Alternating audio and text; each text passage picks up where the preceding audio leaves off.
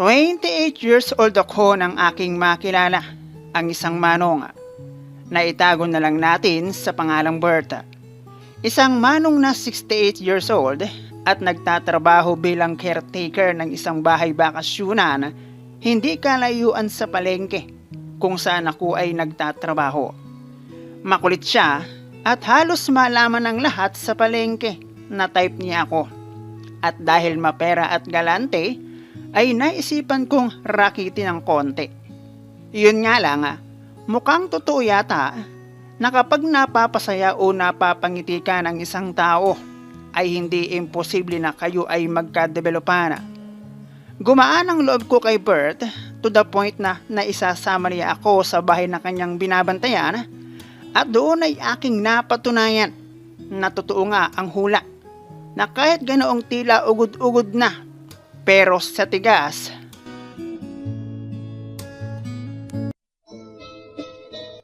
Hello guys and welcome dito sa Kasgul TV. At syempre kung ikaw ay bago dito sa aking channel at trip mo ang ganitong klase ng kwento, palike and subscribe naman dyan. Hello everyone and I hope na nasa mabuti kayong kalagayan. Katulad lamang din ng maraming nilalang dito sa mundong ibabaw na tanging filter na lamang ng kamera at pagpaparitoke. Ang tanging makakapagbigay ganda ay nget pa din ako kung tawagin ng marami. Bukod sa tila kutis na laki sa lansangan, maliban sa aking pinagpalang hinaharap, ay wala na kong ibang pwedeng maging asset. Bukod sa hindi rin naging maganda ang hilira ng aking ipin, ay napunta ako sa hindi mayamang pamilya. Itago mo na lang ako sa pangalang Julie, 30 years old at solong ina para sa aking dalawang anak na isang babae at isang lalaki. Magtataho ang kinamulatan kong trabaho ng aking ama at paglalabandera naman ang siyang kung minsan ay pinagkakakitaan ng aking ina. Pero sa kabila ng lahat ng iyon ay 5 kaming magkakapatid. At katulad ng ibang pamilya ay masasabing nagkaroon lamang kami ng sariling tahanan sa hindi pa sariling lupa para mayroong masilungan. Ay ganoon din kaming namumuhay. Yung klase ng bahay na ang siyang nagiging privacy ay likod ng kortina. May banyo sa labas ng bahay pero hindi ka pwedeng kumampante dahil hindi ko masasabing safe ka sa anumang pagkakataon. At dahil ako ang panganay sa aming magkakapatid ay alam at ramdam ko kung paano kami dumami. Natulad lamang din ng ibang nagbahagi ng kanilang kwento ng buhay at pag-ibig, ay inakalang ang pagyanig at taghoy sa kalaliman ng gabi ay parte lamang ng magdamag. Na yun pala ay siyang dahilan ng pagkakaroon ko ng mga nakababatang kapatid na aking napatunayan noong 10 oras ng gabing ako'y magising. Kahit paano naman ay nakapag-aral ako ng elementary. Yun nga lang dahil sa kahirapan ng buhay ay hindi na ako nakatapos. At ang isa sa dahilan ay dahil naging tagapag-alaga ako ng aking mga kapatid habang nagkahanap ng pagkakapirahan ng aming mga magulang. Hindi ko alam kung ako lang, pero kung hindi man, ay isa lang naman ako sa mga bata na mismong magulang ang nagsabing okay na ang matuto akong sumulat at bumasa. Naaminadong noong aking kapanahunan ng pag-aaral ay talagang wala rin akong gana. Ikaw na, ang parang set-in lang naman sa loob ng school dahil sa wala akong uniform at kung meron man ay pinaglumaan ng iba. 15 years old pa lamang ay laman na ako ng palengke bilang tendera. Kumikita ng pera pero sakto lang para sa isang nagdadalaga, pero kulang para sa isang nagdadalaga na mayroong inaalalang pamilya. 16 years old ako nang unang magkaroon ng boyfriend na noong una ay hindi ako maniwala sa kanyang mga sinasabi noong kanya akong nililigawan. At parang insulto pa nga sa akin nang sabihin niyang isa ang aking ganda sa kanyang nagustuhan. Ganda? Wala nga ako noon. Pero kung sinabi niyang dahil sa malusog kong hinaharap, baka pwede pa at maniwala ako.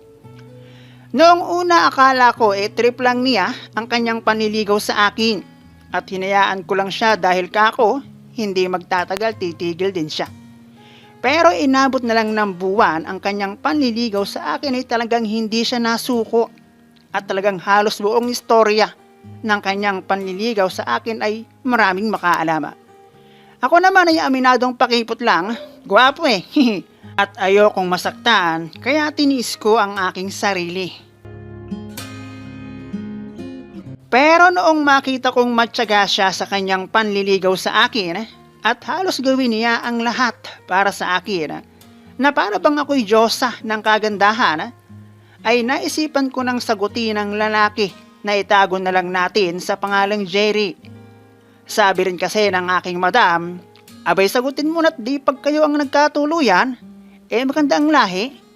Gwapo siya, hindi man kaputihan pero sasabihin ko sa inyo ang totoo na isa yung tipo ni Jerry ang gusto ko sa isang lalaki. Yun nga lang kung minsan kapag kami ay magkasama at pinagtitinginan kami ng tao, ay napapaisip akong baka may ibang dahilan kung bakit ako ginusto ni Jerry. Sa unang 5 buwan ng pagiging magjowa namin ni Jerry, ay hindi ko siya nakita ng anumang kabulastugan at tanging holding hands lamang ang mayroon kami. Sa pagtagal ng aming relasyon at tuluyan na rin kaming nakilala bilang mag-on, ay tuluyan na rin nawala ang aking pangamba hanggang sa unang pagkakataon ay aking maisuko ang hukbong sandatahan doon pa mismo sa palengke, sa pwesto kung saan ako nagtatrabaho bilang tendera. At kung paano ay hayaan mong bigyan kita ng konting istorya. Simula noong mapadpad ako sa palengke ay iisang pwesto ang aking pinaghanap buhayan. Isa siyang hindi man kalakihan pero noong una ay 3 kami sa pwesto kasama ang aming amo. Pero noong tumagal ako sa aking amo at papalit-palit ng kasamang tendera, ay nagamay ko ang trabaho. Kaya inilis na ni madam ang isa at ibinigay sa akin ng sahod na pang-2. Dahil na rin siguro sa tagal ko sa aking amo, ay maraming pagkakataon na hindi siya napunta sa pwesto at ipinagkakatiwala na sa akin ng lahat. Dahil pareho lamang kaming sa palengke nagtatrabaho ni Jerry at sabay pa akong umuwi, ang isa sa mga araw kung saan ay wala akong kasama ay pinasok ng masamang hangin ang kokote ng aking boyfriend na si Jerry. Kapag ako ay nag-iisa, madalas akong abuti ng mga 10:00 ng gabi sa tindahan. At dahil nasa pinakang gitna ang aming pwesto, ay talagang as in wala nang ibang tao. At ayun, ako naman, kumbaga sa isang malakas na agos ng tubig, nadala at naanod na rin. Matagal na rin naman kaming magjowa, taon na, at sa kanyang ipinakitang ugali at pagmamahal, ay wala na rin akong dahilan para umiwas. Sino ba naman ako, isang pangit, na ang meron lang naman ay pinagpalang hinaharap at purong pagkadalaga. Gulayan kasi yon at kung ano pang grocery na tulad ng samot-saring dilata, seasoning at kung ano-ano pa. At madalas akong tulungan ni Jerry sa pagliligpit at pagsasara ng roll-up. Simula noon, tulad din ng ibang lovers, alam nyo na, wala rapsi, ika nga. At kahit hindi kami legal na mag-asawa, ay wala akong nakikitang mali sa ginagawa namin. At umabot pa nga sa puntong gumagawa kami ng paraan para lang doon. At dahil doon, nagbunga ang walang pasintabi naming kulastuyan. Hindi naman ako pinabayaan ni Jerry. Humarap siya sa aking magulang at dahil wala kaming ipon, live-in ang aming naging relasyon. Hindi naman ako inalis ng aking amo sa trabaho. Bago sa isa pa nga si madam sa nagpresenta na maging ninang ng magiging panganay namin ni Jerry. Tuloy-tuloy at pansamantagal ay nangupahan kami dahil talagang sa bawat bahay ng aming partido ay hindi pwede. Noong isilang ko ang aming panganay, pumayag pa rin si madam na magtrabaho ako dala si baby noong ako'y makarecover. At ako'y talagang blessed na blessed sa pagkakaroon ko ng amo na tulad ni Madama. Sa loob ng 4 na taon naming pagsasama ni Jerry, naging 2 ang supling namin. At inakala kong ang mga susunod na buwan at taon ay maaaring kami ay maikasal kahit sa barangay. Usa kasi yun dito sa amin, kaya lang nangyari ang aking matagal ng kinatatakutan. Bukod sa bigla na lang naglaho si Jerry sa pagsama niya sa ibang babae, mula noon ni 5, wala siya naging sustento sa anak namin. Ganun talaga, no choice kundi ang mag-move on at magpatuloy para sa aking mga anak. At doon ko ba higit na naramdaman na hindi porket pangit, konti lang ang nagmamahala. Dahil ramdam ko ang kanilang suporta sa akin. Sa puntong noong malaman pa nga ng may kanya ng aking inuupahang bahay, ay binigyan niya ako ng 6 months free, hindi kasama ang tubig at kuryente. Gusto ko sanang tanggapin ang alok na iyon, kaya lang ang inisip ko paano yung after 6 months? Magkano rin kasi yung renta, kesa ibayad ko sa aking mga anak na lang at pambili na lang ng bigas sa bahay. Umuwi ako sa aming bahay dala ang 2 bata na malaking tulong naman sa akin dahil naiiwan ko sa aking mga magulang ang 2 bata pagpapasok ako ng trabaho. Bahay, trabaho, hanggang sa lumipas ang taon at iyon, noong maabot ko ang 28 years old, ay tila kabuting bigla na lang sumulpot ang isang manong na 68 years old at siya nga si Bert, na nagtatrabaho bilang caretaker ng isang bahay bakasyunan na tulad ni Jerry ang aking kagandahan raw di umano ang isa sa kanyang nagustuhan sa akin. Nakakatawa pero hindi nakakatuwa dahil bukod sa isa na akong solong ina ay hindi ko makita kung saang banda ang ganda na kanyang sinasabi. Ewan ko pero mula kasi noong iwan ako ni Jerry, ay sinabi ko sa aking sarili na never again. At sa aking mga anak na ko magpo-focus. Pero sa kabila ng halos aking pagtawanan si Bert, ay halos walang araw na hindi niya ako binisita sa tindahan. Bukod doon galante ang Lolo Bert, at sabi ng aking mga naging kaibigan na rin, ay trupahin ko para laging libre ang aming merienda. Ang pumasok sa aking kokote ay kay Manong ako babawi, total, pareho silang lalaki ni Jerry.